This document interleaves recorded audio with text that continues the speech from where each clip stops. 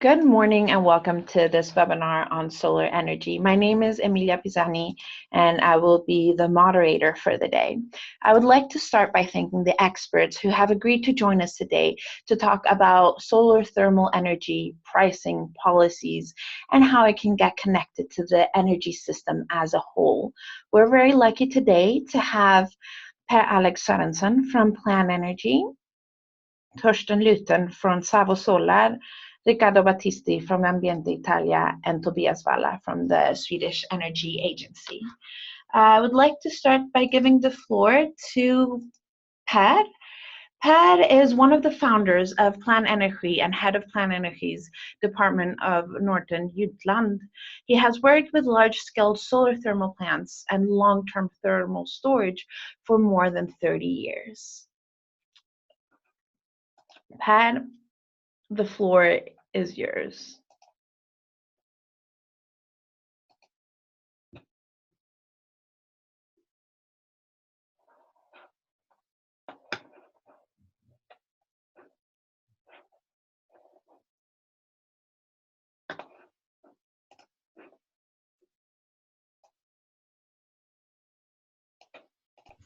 Pat, is everything okay? You are muted me. Yes. Can you hear it? Can you hear me now? Yes, we can hear you. Well, thank you. And thank you, Emilia. I'll start to introduce PlanEnergi. PlanEnergi is a consultancy company made as a foundation, non-profit. We started in '83, and the topic was to work for 100% renewable energy. And that's what we have done ever since. We work with all kinds of renewable energy technologies, implementation of a lot of district heating technologies, heat pumps, solar thermal, storage, biomass, biogas. And then we work with strategic energy planning, where we also include, for instance, PV and wind. So that's what we do. We are 40 people in 3 offices in Denmark, and we work in all over Europe and where we are invited. So then I should have the next picture. Yeah. The principle in large-scale solar thermal plants is always that you have a collector with a high production temperature, and normally it's more than 70 degrees. And to have that kind of collectors, you have to insulate them very well, and that's you can find a handful of those collectors produced mainly in Europe.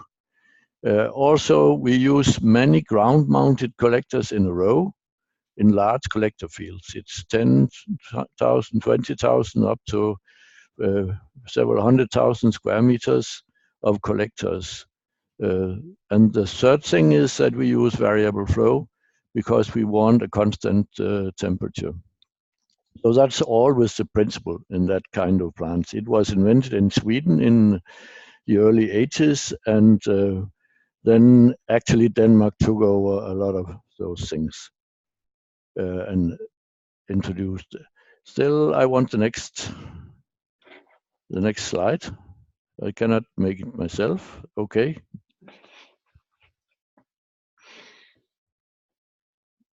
Yeah, okay. The development in Denmark, you can see here, we started very slowly. Actually, the first plant was in '89, and then after some years, the next plant, and then the next plant, and so on. But after 2006, it exploded. And we have now around 1.4 million square meters of solar collectors. And it's connected to district heating utilities, and more than 110 utilities have this technology. So what we can say about this is still it doesn't work. The next. Yeah. if we look at the prices, that's very interesting because 20 years ago it was quite expensive, but now the production is so automatized that the price has gone down. And there are three things we need to be aware of. It is that if it's solar thermal, there's nearly no operation costs, so you pay everything the first day, nearly. So the financing conditions are very important. Also, it has to be large plants. So I have an example here for a plant more than 20,000 square meters. And you have to be aware of the production temperature. In this case, it's 75 degrees flow and 40 return. So I have made a rough calculation for a Danish system. If the price is 200 euro per square meters and the production is 400 to 500 kilowatt hours per square meters, then we end up with an investment of 0.4 to 0.5 euro per kilowatt hour. And if you take in the financial conditions, this will be 2 to 3 euro cents per kilowatt hour per year. In Southern Europe, the investment cost is the same, but the production is higher. So you can come down to 1.5 to 2 euro cents per kilowatt hour per year. So can I have the next? Yeah, so this is a proven technology. We have more than 30 years experience, and you can find contractors which are very experienced, and there's at least a handful of those producers of this technology in Europe. There's no fuel consumption, no emission, no noise, and it's cheap, as you could see before, if you have large plants. And actually, you can cover up to 80% of the heat consumption. But then you have to combine with that thermal storage. A disadvantage is it's a large investment the first day, and you need a district heating system or a large industry. And then there's some land use, but still, if you look at the land use, you can, if you have 10,000 square meters, you can have 1 kilometer of transmission pipe, and if you have 20,000, you can have 2 kilometers, so you can actually use farmland. And you need a storage if you want to cover more than 20 or 30% of the consumption. Let me have the next one. About land use, it's so that if you produce solar, you will produce around 150 kilowatt hours per square meter of land.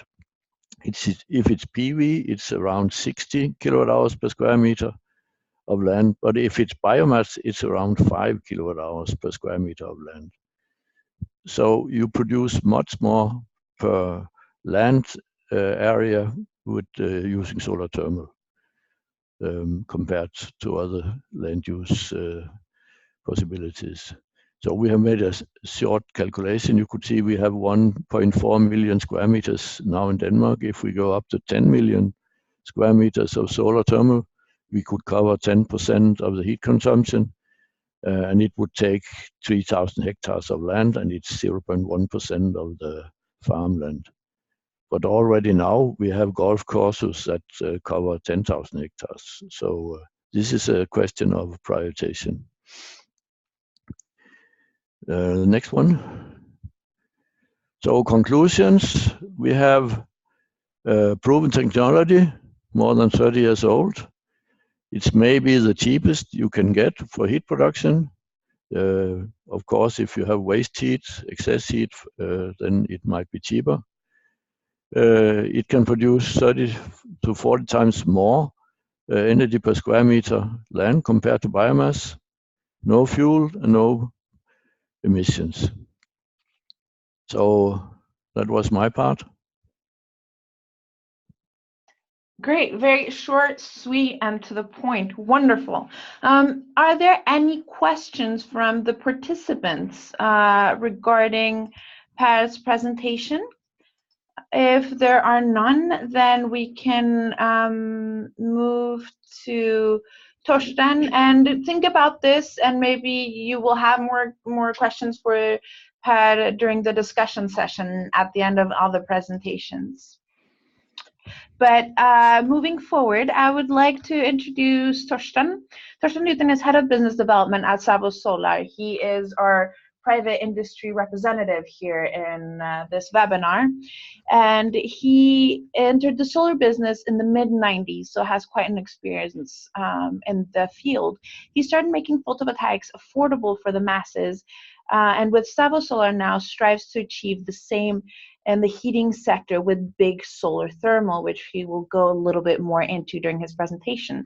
Torsten represents Savo Solar in German-speaking countries and in various associations. His specialties are facilitating turnkey solutions and solar heat as a service. For example, he is the leading ambassador in Germany for the heat changer campaign. It informs the broader public that today's solar thermal technology reached an entirely new standard, which we'll hear about in a little bit. Savo Solar's approach is the one-stop shop for affordable decarbonization by means of cheap solar heat. So Torsten, thank you very much for being here with us today. And you should have control of the screen in a couple seconds. Hello, at least I'd like to have control of the microphone. Is everybody able to hear me? We hear you loud and clear. Okay. Thank you for your nice introduction, and I wonder, hearing the sweet way you're pronouncing my name, whether I called myself always the wrong name, having a Swedish first name. So, oh, sorry. Can you? No. I apologize for that. No, it's absolutely fine. I like that. So, yeah, my name is Torsten. That's how I say. I just try to do something here on the arrow, but it's not working right now. Also, try with either with your mouse or with your keyboard. Yeah, I did, and we tested it before, and everything was fine, and now it's not working. So please help me with the next slide, if you could. Absolutely. Let's give it one more shot. You should have control of the screen now, though. Okay. Nope. Bear with me with a second.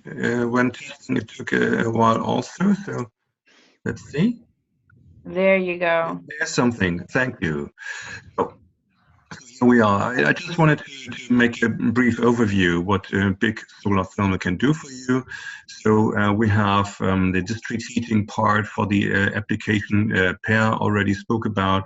Then we have the process heat. He mentioned that already also. So if we would have factories, breweries, cement factories, whatever, there's a lot of heat demand for those, and that could be covered with solar thermal to a substantial part also. And then we have, not too popular, the solar cooling part. That's more in the sunny belt of our planet, but then again, well, that is growing. So there's three applications basically we look at. And there's the next one again. So what then our company, or let's say quite some other companies, are also doing is we understood that this large-scale business is nothing for the plumber around the corner, the mom-and-pop shop. No, this is industrial use, and we make a direct sale approach. So from the manufacturer, we are producing the collector. We offer three types of business concepts. There's somebody knowing what to do with our high quality premium collectors, then we would ship those only, add some planning and calculation and estimation and so on, and have key components delivered. The second is the most popular, because people do understand when they are, let's say, utilities, municipal energy corporations, that they don't know how to build a plant. They just want to run it. So we come with a turnkey delivery and make this just easy to operate. And then there's this third opportunity when people understand, well, they do not want to build the plant and they do not want to buy it. They just need heat. So we provide heat as a service. So that's the three concepts, and there's, let's say, a tendency towards the right. So there we go. Yes, Per mentioned already, so we speak about carbon-free heating solutions. So this is about the decarbonization and solarization of that again. He mentioned already, and I want to endorse this, the efficiency. This is if you would have land available and would want to produce energy, what to pick? Well, then the clear answer is solar thermal, because it is much more efficient than biomass, and it is much more efficient than photovoltaics. So, and when you need heat anyway, well, start with heat and not convert it from electricity. So, so we have something to that, and just a side note on a discussion that's going on in Germany, but I think in other countries also, there's this buzzword of digitalization. And we don't like that too much because it's diluting. It is making people think that you can do everything with electrics and even the heating sector. And this is just not true. So I'm coming to that, showing you a graph in a second. And this is, I think, what is the only thing we should look at, and not buzzwords, but just really action on climate. So, and this is, sorry again, last line I did not want to skip. So just endorsing one more, the potential for providing the lowest heating cost, and that comes with solar thermal. So the large scale application, this is what we are targeting at. And the levelized cost of heat can be reduced really substantially with that. So now here we go with the graph, and that's something you might have seen, maybe not. So here's at the bottom is the timeline. That's easy. Here's the line where we are, and this is then basically the carbon dioxide emissions curve. So that's basically a line straight up, not going to end. The trend goes further. So and under the curve is, let's say, the budget we could emit into the atmosphere if we would not pass those 1.5 degrees warming. So obviously, if we would have started earlier, that would have been easier, but that didn't happen. So now where we are, basically we have to drop all carbon, oil, gas, and coal emission and burning, all this stuff. We have not to just phase it out, but we have to basically stop it immediately. Now, solar thermal on the right is offering that, and Per had the courtesy to share this picture. I'm proud to share to show it here. Again, you can see the solar collectors in the field and the open ground installation. You go large scale. With that, you have the scale effect of making the solar heat cheap. And when you overshoot in certain hours or days what your community, your city, your factory is needing, then you store that heat in huge tanks. Can you see my browser moving here? My cursor moving? I can't hear anything. Hello? Okay. Yeah, can you hear? You should try again. Yes. Some people had been really quick. So Julian, thanks for that. So you see the cursor here. Pit storage and seasonal storage is part of this solution to making a large solar thermal really cheap and making it affordable and making it applicable to the cities and factories, all those applications that we speak about. So then again, next slide. So it seems it is either hearing you or having control. No, there it comes. So another complex graph. So let's spend a minute on that.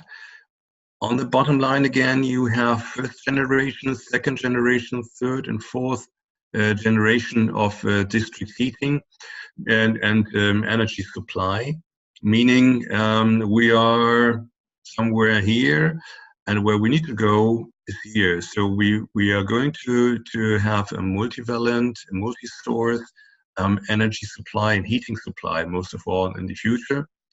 We would have the heat storage I just showed you. We would have those large-scale solar thermal plants. We would have seasonal storages.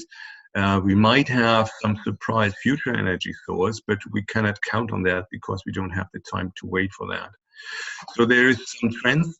You can look it up safely later on. There's the download section and the wiki where you can find that. But basically, I want you to understand that we will have much more smaller plants combined in networks, and everyone is contributing with his own technology to that. And overall, then we have enough solar heat for everyone, and solar will be a big part of that. So again, I want to have the next slide. There it comes. Thank you. So just some brief pictures, much more easy and quick to understand. So it starts when you want to build something, you dig some holes and trenches, put in the piping, then you do some ramming in the fields to keep the collectors in place. Then you come with the collectors and you see how big they are. It's nothing for the residential roof. This is 450 kilogram, 16 square meters. So this is industrial stuff. We really mean it seriously. And then you put them together, connect them in strings, and those strings again to the large pipings, and then to the storage and heating plant. So this is how this system is built. So if you would if we would have the next slide, please. Sorry. But that's another application here, and the latest trend. So obviously it makes sense to go with a solar plant directly close to where the heat is needed. Here we have a paper mill in France. That is, and what you're looking at is the biggest, Europe's biggest solar process heat plant. So this is retrofit. You could build it anyway. We have just a 20-foot container to put the technical stuff inside, put the collectors in the field, track it even from morning to afternoon, so they are following the sun. And then with the next slide, you can see some dimensions of that. Thank you. You see the truck here at the side, so you see how large those collectors are and how shiny it could look. So it is absolutely possible to do so, and I would say industries are running out of excuses not to do this. So conclusion, let's be absolutely bold and clear here. With everyone speaking about technology and prices, I think we should understand that we reached the level that we need to do this now. I'm absolutely serious. Call out the politicians to make this work, change the system, stop the subsidies for fossil fuels, raise the carbon tax. In Germany, this has been calculated by government bodies to be at 180 euro per ton. Right now we are at 20, and only in the ETS sector. So this is substantial here. So we have to really change this substantially, and then have a World War II mobilization for immediate action. So I think it is high time to enter into that solid action and stop speaking. Thank you for your attendance. Thank you for your patience with me, and I'm looking forward to the discussion.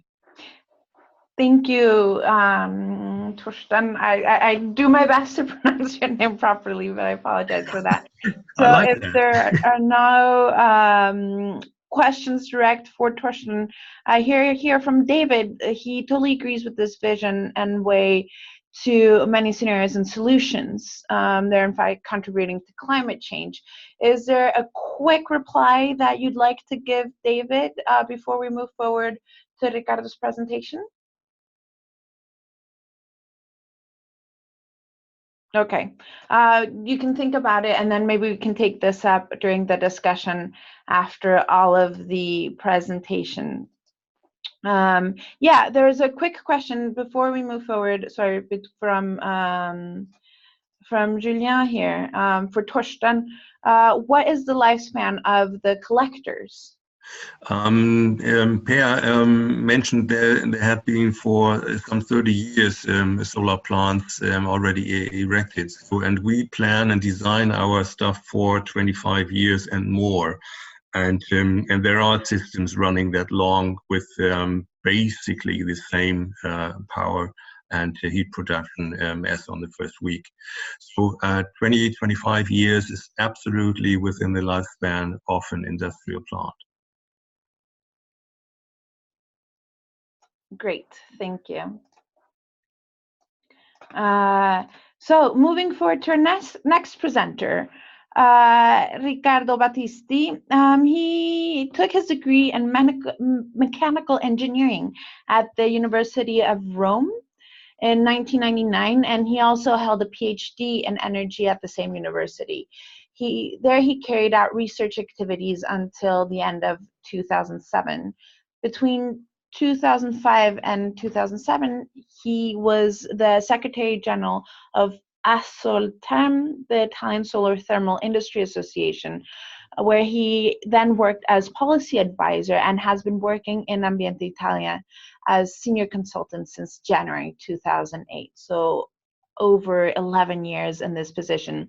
His main competencies are in the field of solar energy, both thermal and photovoltaic, even though in the past he carried out several projects on the methodology of life cycle assessment, which sounds fascinating. So keep that in mind if you want to ask Riccardo any specific questions about that experience. But in the meanwhile, Riccardo, you should have control of the screen and the floor is yours.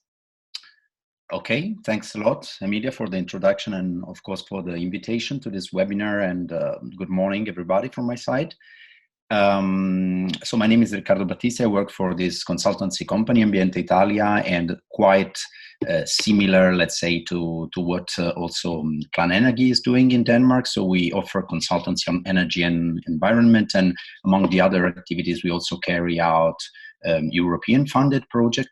And over the past years, I would say the past 10 years, we carried out several projects about solar district heating, and I want to report some experiences from the last project, which has just closed in December, and a bit shifting, let's say, the focus from the technology we already saw in Torsten and Per Alex's presentations to the policies. So the idea is just wait until my controls are working.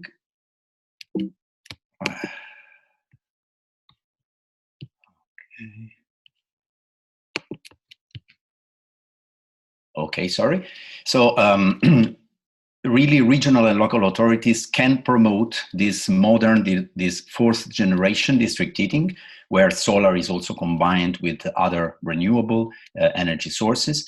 In our project, 9 regional governments coming from 7 European countries were involved, and I just want to show you very quickly some concrete tools and measures they developed at local level to overcome some of the key barriers, which I tried to group into 4 categories. So financing and economics areas, knowledge and awareness, and of course the competition with other energy sources. Per Alex already showed some costs. Of course, the situation in Denmark is quite positive towards for solar district heating, but in other countries it's not exactly like that. I mean that you do not always meet perfect conditions. So it's very important to explore also this competition.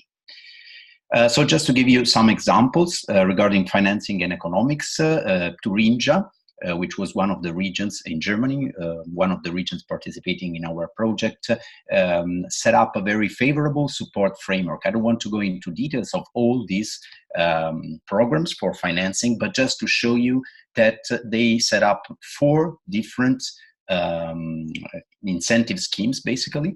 And if you look at some of the details, you see that these incentives usually covers from the consultancy phase, so from the feasibility, because sometimes also feasibility study is very expensive for such large plants, for instance, which were the ones showed by Per Alex in Denmark. So they have this green invest, then they have a specific program for solar invest, and then they have two more programs, one dedicated to municipalities, like to develop a starter package for going into a climate project, among which solar district heating, and then also a program for developing district heating in rural areas. So this is not specific for solar, but of course, if you develop district heating in rural areas, one of the most interesting energy sources from all points of view, technical, economic, and so on, is solar.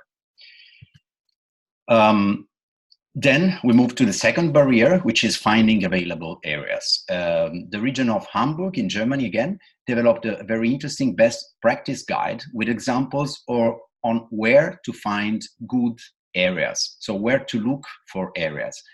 First of all, to look for roof, so already surfaces that are already occupied, let's say, and this could be on both commercial or industrial factories, for instance. You can look at some infrastructures already existing, like sewage, water basins. You can look, of course, at polluted, contaminated areas, giving a new added value to these areas.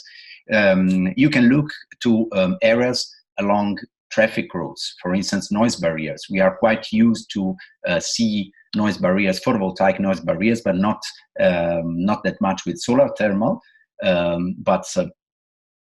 Instead, there are some examples, and they can be very well utilized also in these noise barriers. And then, of course, agricultural areas, where they can have a double use. You can see in this picture, bottom left, this is a rendering. This is not a real plant, let's say, while the other ones are more or less real plants. And you can see here that you have kind of a solar thermal greenhouse where you have panels, but you still can grow vegetables and fruit under the panels. Then in the same guide, the people from Hamburg also developed some policy recommendations. So how the local authorities or regional authorities can facilitate the implementation of such examples. So for instance, in the building codes, they can oblige developers of large commercial buildings to allow the future use of solar thermal plants. Of course, they can introduce some simplification for the legal procedures to use contaminated areas for placing solar collectors, or in case you have some agricultural land close to district heating networks, to existing district heating networks, you can secure this land for solar district heating in the regional development plans. And also another one of our regions participating in the project, which is Styria from Austria, is working on spatial planning at local level exactly on this point. So with municipalities trying to secure land in advance for these large-scale plans. Okay, moving to the third barrier, knowledge and awareness. I go back to Thuringia because they develop a very interesting example, a solar calculator, which is a tool available online. So it's a web-based software, and it can give you a yield and economic calculation of both PV and solar thermal plants, and both roof and ground mounted. So you can let's say, design a plant over a certain portion of land, and then the tool gives you back the first estimation, let's say, of the economic yield and of the energy yield of this plant. And of course, this is very helpful for both planners, municipalities, developers, and so on. Regarding knowledge and awareness, of course, it's also important also to use videos. So one of our region in France, Auvergne-Rhône-Alpes, they develop a very good video on SDH, maybe a bit too long, but it's very interesting because in this case, main targets are local authorities and regional councils. So there are some policymakers coming from the Auvergne-Rhône-Alpes Regional Council who explain why they chose solar district heating as one of the main energy option in their territory. Okay, there are also technical explanation. You can look at this video on YouTube because it also has English subtitles, so it can be easily understood, and it's very interesting because it contains both technical and policy, let's say, suggestion. again, about knowledge and awareness, Styria in Austria, they have a lot of biomass DH networks, 30 of that already including solar. And within the framework of our project, they sent a questionnaire to more than 200 utilities managing these biomass networks to check whether they are interested or not in solar. And so they were offered the free 2 days advisory service through some of our technical partners in the project. Thanks to these, 12 new plants could be in the pipeline. This is a topic which is, of course, related to knowledge and awareness, but also to competition with other energy sources. So in this case, biomass was not seen as a, let's say, competitor, but as an ally. So as an opportunity, let's say, for solar to go into this district heating networks. And again, I want to show an example from my country, and in particular from the region of Veneto in the northeast of Italy. We developed a very good cooperation exactly with Biomass Association. So we did some common workshops together. We could publish an article on their newsletter. IL is the name of the association. We could perform a feasibility study for solar integration into a small biomass district heating, which is very representative of the size we have usually in Italy. We could jump, let's say, into their existing training activity for professionals with a specific module on solar district heating, so 1.5 hours only about district heating. And we are doing still, even if the project is closed, some common lobbying towards region. And I just want to close with this sentence, because I think this is very important. In one of our common workshops, this was said by the technical director of the Biomass Association. So he said that burning biomass in summer just don't make sense. We should use solar thermal instead. So we found out that really it should not be a competition with some of these renewable energy sources, but rather an alliance. So just conclusions, for me, they are just identical to the introduction. So I hope I showed you that really regional and local authorities do have a role in promoting this kind of modern and renewable district heating. And I show you some examples from our 9 regional governments involved in the project. You can find also on the website of the project, which is solar-district-heating.eu. You find all of these policy measures collected in some fact sheets. And I show you also that these governments develop some measures, some policy measures to overcome the key barriers for solar district heating, which is economics, areas, awareness, and the competition with other energy sources. Also, in our brochure of the project, you find some very important testimonials from policymakers, who tell you why they really went for district heating, why they chose solar district heating. Okay, and here you have my contact details in case you need more information about the project and about the policy measures. Thank you. Great. Thank you, Riccardo, for that presentation. There have been a couple of questions back and forth in the chat function I invite you all to look at, but looking at the time, we will move straight to Tobias's presentation, and then we can take some of the questions in the discussion afterwards. So just very quickly to introduce Tobias, he is a program manager at the Swedish Energy Agency in the Research and Innovation Department, with focus on renewable electricity and the transition to a robust and flexible energy system.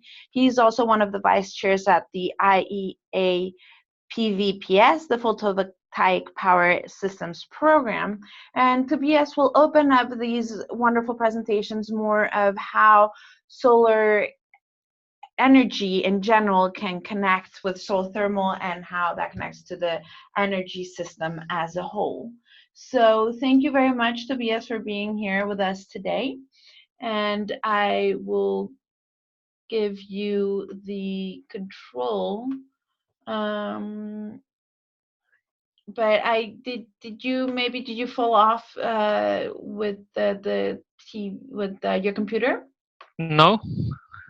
The computer is on. I can request remote control. There you go. Perfect. Wonderful. Is it working now? Yes, it is. Do you hear me? Okay. Thank you, Emilia, for the very kind introduction and to be able to come here and present. So I will have a rather different approach.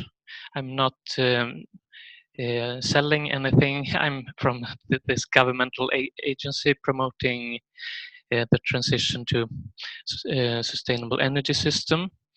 And I have no background in solar heating, so I am more comfortable with solar PV.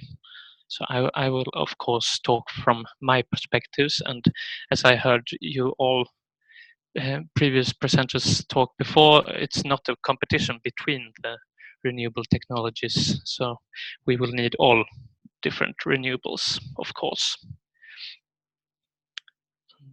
Let's see if I can switch the screen.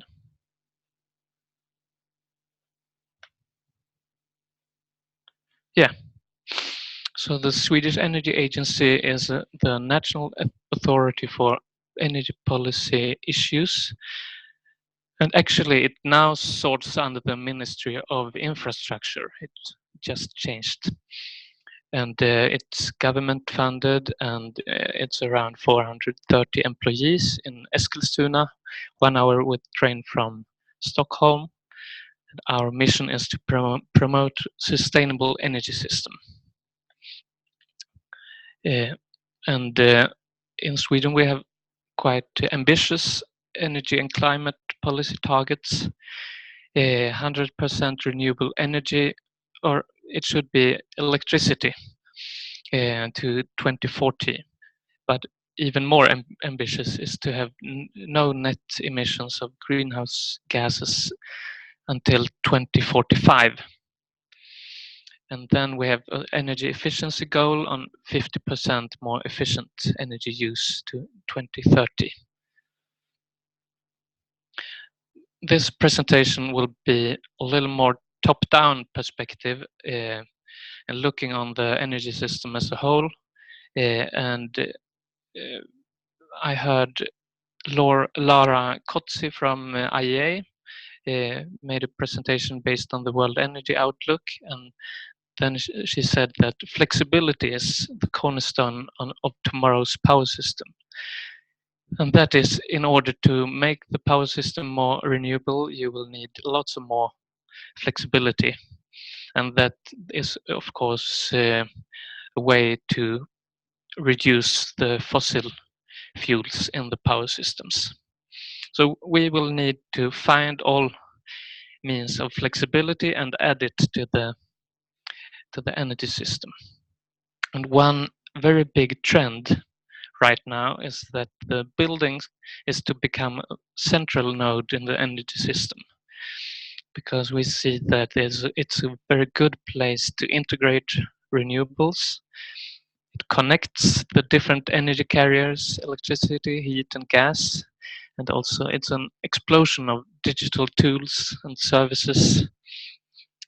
And it's not as regulated as other parts of the system, so it's easy to implement new business models.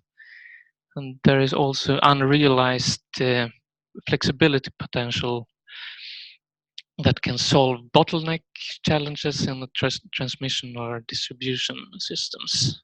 And also you have the charging of electric vehicles from the buildings, making it a service provider for the transportation system. And when speaking about the challenges in the energy system, we see that it's coming, at least in Sweden, we have 4 very important capacity challenges in the coming 4 years.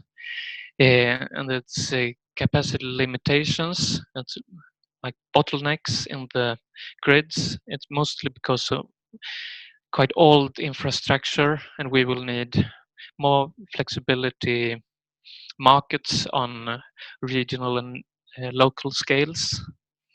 And we have the power balancing between weeks, and that's mainly because of the distribution of wind energy. And then we have the power quality in local grids that will need some action. And then the electricity shortage in the coldest day of the year. And when changing the system to a more renewable, and also when introducing lots of electric vehicles and so on, we will need to work with all these challenges.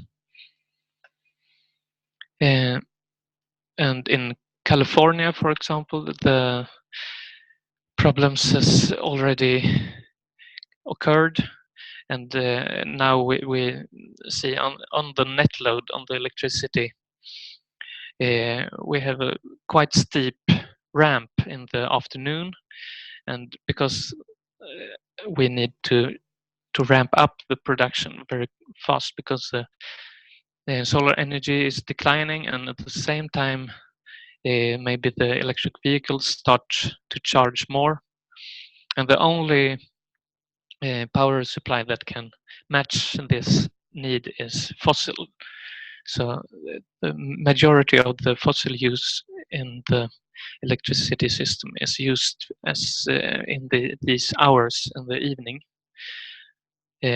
So then, of course, we will need lots of flexibility added in order to not go on with the heating when when it's not good for the system. And what I have seen is that heat and cooling can be a key enabler. We have solar prosumers, and we have system integration and heating and cooling, and lots of thermal mass in both storages and in buildings and in district heating systems. And this, if we can fix to provide it to the grid as a grid service, it can be really valuable and give lots of more money for the technology. And also here is just a graph on the cost reduction on PV and batteries.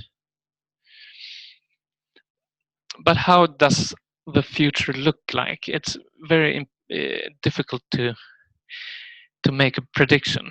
And in this particular scenario, you see that in the right graph, almost half of the heat demand in Europe is considered to be supplied from electrical heating in heat pump and direct heat in district heating and in-house.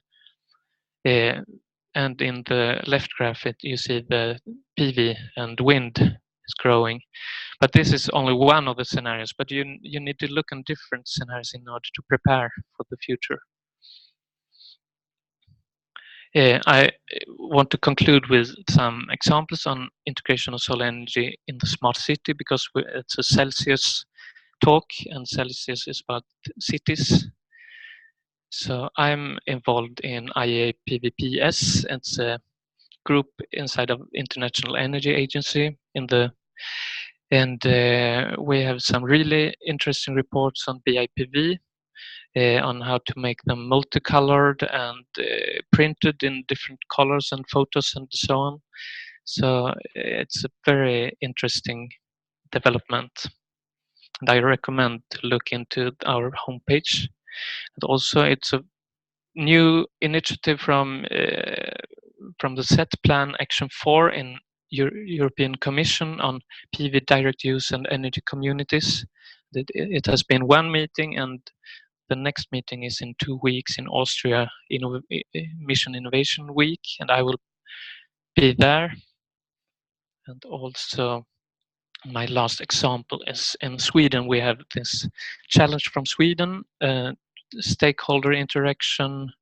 It's an initiative for challenge-driven innovation founded by Swedish Energy Agency.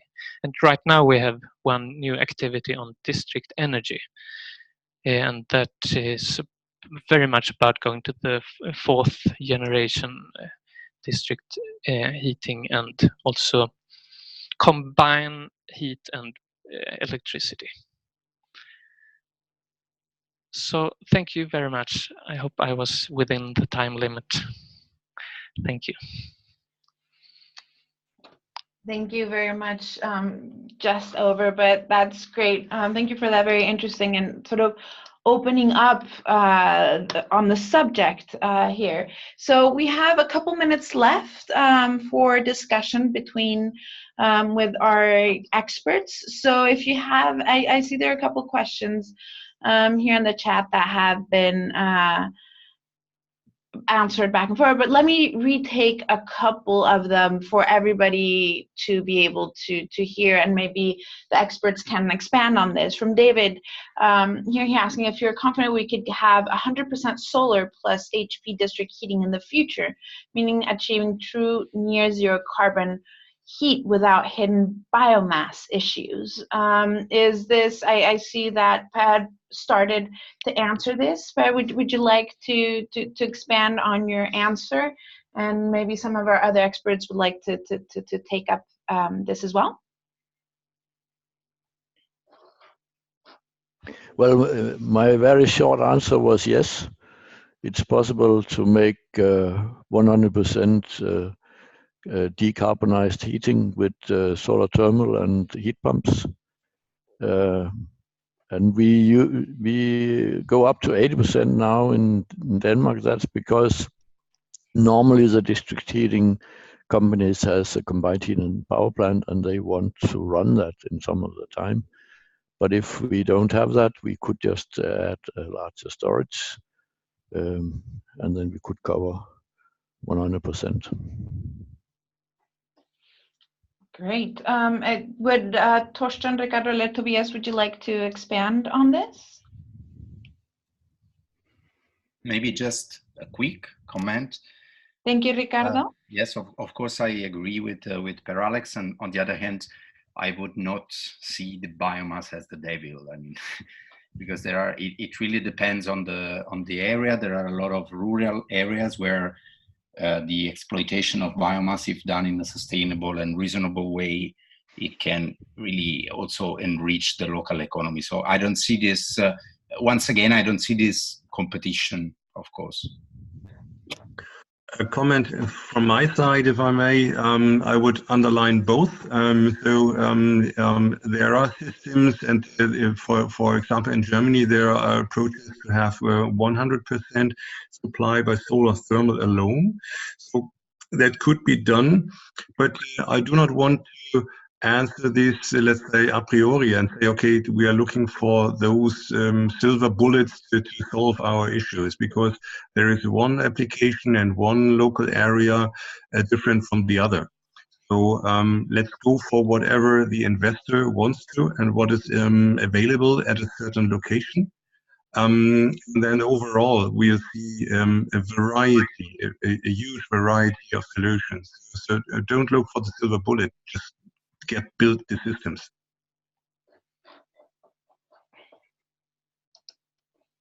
Great. Thank you for that feedback. Another quick question from Julien from Energy Cities is, what is the lifespan of, no, sorry, we were, to Per, from David again, what is the recycling rate of collectors? Well, I think there's only one example from Sweden where a solar thermal plant has been, what do we say, you stop the production because they had to use the land for industrial development. So, and I think nearly everything was recycled. So there's a very high recycling rate. Everybody, yes. Everything. And when you mean recycled, is it that the panels are transported and just installed somewhere else, or does it mean that you break down the panels and reuse the components to make new panels? This was broken down and recycled. Okay, so Yes, Torsten also can say the same about Savo Solar, that they can, I think they can recycle everything. Yes, and I want to add with my background in photovoltaics, I have been doing that for 15 years. with the production of solar modules in my bag. And there's so many differences between solar modules for photovoltaics producing electricity and solar collectors producing heat in the solar thermal field. And one difference is that a solar collector producing heat is not glued together with plastics and rubber or whatever in a huge amount. So you have barely any kind of gluing. So you can basically put those things apart at any time you want or need to. So the glass, the metal, the rock wool for insulation, the coating even, you can get apart from the others. So it's rather easy to dismantle. And the trend is to avoid any plastics because, well, just didn't work. So it's rather easy. Compared to solar modules, it's absolutely easy to recycle solar collectors in the solar thermal industry. Okay, great. And when you recycle, I'm guessing you take the same and then improve it, including these new technologies, making it even more efficient. Well, that's not the same cycle. So if you would have, let's say, some recycling company dismantling a plant and then recycling collectors, for example, putting the glass and the wool and the metal, then that would not be the same company making collectors from that again, because then it would be considered scrap, then it would be molted again and purified and so on, and then later on, with 20 companies in between, fraction of that would enter into the solar collector factory again. So it is not just two companies, one building this, one recycling this, and then making new collectors from this immediately. So it's a larger cycle, but it's more easy to do. Okay, great. We're trying to keep it keeping an eye on time, sorry. Just want to address one more question from Janelle. What do you think about the development of solar thermal in the small scale building level, especially in countries with few district heating and cooling like Spain or Italy, where there's a lot of sun, yeah, and definitely a demand? What would be the price there, for example? Are you able to give a price, or yeah, would you like expanding on this? Maybe Riccardo, what's your take on this question? Yes. Well, when I used to work for this industry association for solar thermal in Italy, and so of course I also joined the European Association. The residential market is still the main market, of course, in Italy, for instance. So it's very important, of course, for manufacturers, maybe not for specialized manufacturers as Savo Solar. In this case, of course, the price is usually much higher because it's because of the size, so of the scale effect, and also because it's much more complicated. So our national statistics, which come from our tax reduction incentive we have on solar thermal, talk about more or less 1,000 euros per square meter. So it means from 3 to 5 times higher than the prices Per Alex showed for the large scale plants. So it's a market still, and it's very large in Italy, but of course it's completely different. I mean, starting from the hectares, so coming to prices, but also to technology, because usually you need less sophisticated collectors, let's say. Great. Thank you for that answer. If I may, so Riccardo is absolutely right on that. But let's say to highlight the silver lining again. So due to the scaling effect, making solar thermal large and applicate megawatt plants is allowing solar thermal to disrupt the heating cost, let's say, scene and industry. Factories, private investors, as much as the municipal investors, cities and utilities, are looking at solar thermal now because they do understand that we can come down to, let's say, 50, 45, 40, 35 euros per megawatt hours and below. So this is absolutely competitive. We are getting there, and it will become more disruptive the more we have the chance to apply more applications and more plants. So it is really the new kid in town, so to say. Solar thermal is making renewable heat cheap. Great, thank you, Torsten, for that contribution. I would like to wrap up and say thank you. So just one last, if you would have one takeaway for our cities, for each of our experts, what would it be in one sentence to give our cities to help break down these barriers? Pat, what would be the one message you'd like to give Celsius cities? Well, just do it. Great. Torsten? Well, declare climate emergency and stop fossil fuel. Stop burning it, and then the rest will just unfold. Wonderful. Riccardo? Maybe I just can add, and don't build new infrastructure for fossil fuels, because this will last tens of years still, and we don't need it now. Tobias? Yes, I agree also, but also think on the systems and try to build your systems in order to give services to the like storage and smart technology in order to make it like a good system perspective. Thank you all very, very much for this, for your contributions.